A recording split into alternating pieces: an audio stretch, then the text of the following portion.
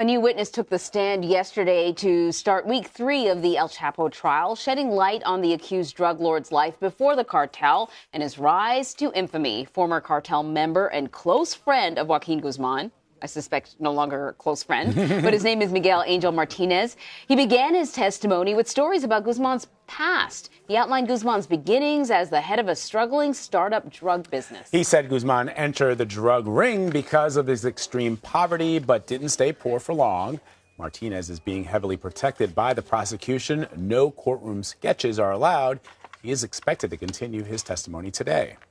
So joining us now is attorney Paul Batista to take us through the latest stuff going on. So, Paul, before we get into why it's important to sort of go back into his past, you were telling us about his wife yesterday coming to the courthouse with what?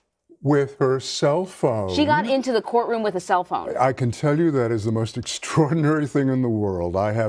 My cell phone is always confiscated. Indeed, in places like Miami. Yeah. The marshals don't even take it. You have to leave it outside on the plaza where anybody can take it. How she got it in is a great mystery. The threat is that she can actually take photographs of the witnesses and the jurors. The judge somehow discovered it, only had the cell phone removed. Many judges, this judge can do what he wants, would have had her removed. Thrown out, for sure. Yeah. Sorry, go ahead. So give us a sense of like why they think it's important to set up his backstory.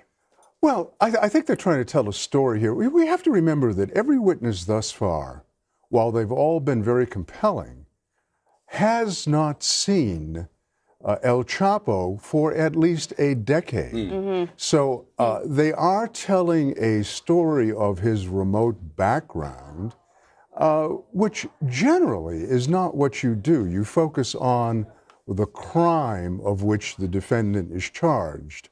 When they tried Gotti, they didn't go into whether he was raised on spaghetti and pasta. Right. They began with his crimes. Yeah. So I don't know why they think it's a Yeah, because you think that would almost make people sympathetic if he had sort of a hard-scrabble sort of upbringing and he was sort of forced into the drug trade. But you brought out a really good point. He's been in prison for so many years. We know that is part of the argument for the defense is, hey, if he was running this whole cartel, how do you do it from prison? But that means a lot of these witnesses have not been dealing with him on a personal level for many, many years. For at least a decade. Yeah. At least the witnesses so far. So you can legitimately ask the question, if you read the indictment, he's charged with very specific, fairly recent things. Right. Ordinarily, the trial was defined by the indictment. Here we have kind of a David Copperfield story where you go back to, let me begin at the beginning. I was born when I was born, and then you go through. Right.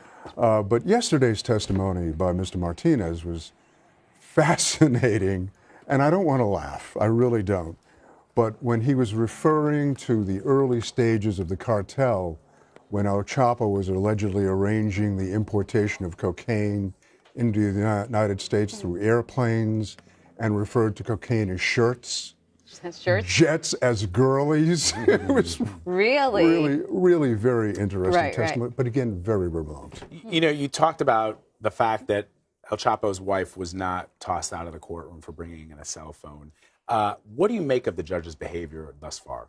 Well, I have to, let me first make a disclaimer. I know Brian Cogan quite well. He is an excellent, experienced judge. I would say that most judges would have expelled her from the courtroom. It's a serious infraction. Yeah. How she got it in is also a fascinating question. I feel like that's a worthwhile investigation. We've all had to go into courtrooms to cover trials and to be part of them. And they tell you specifically what the penalties are for doing it. They take everything from you. Yeah, you know, you go through a metal detector. It's stunning. And the theory is that in cell phones you can carry explosives. Now, she's not carrying explosives, but she's carrying a device that can record what's going on, take pictures, that the judge even prohibits artists from drawing, which is very unusual. And you ask about the judge's general conduct of the trial. Extremely unusual for the defense not to know at the start of the trial who the government's witnesses are going to be. That is extremely unusual. And if I can, The hazard here is if you make too many mistakes as a trial judge, even if the government gets a conviction, there are 3 judges in the appellate courts who might say, this went a little bit beyond the pale. Right. So let's send it back for a retrial. Right. Fascinating. We're going to keep talking about it. Paul Batista, always great to have you, my friend. Always Thank you. great to see the two of you. you. Thank you.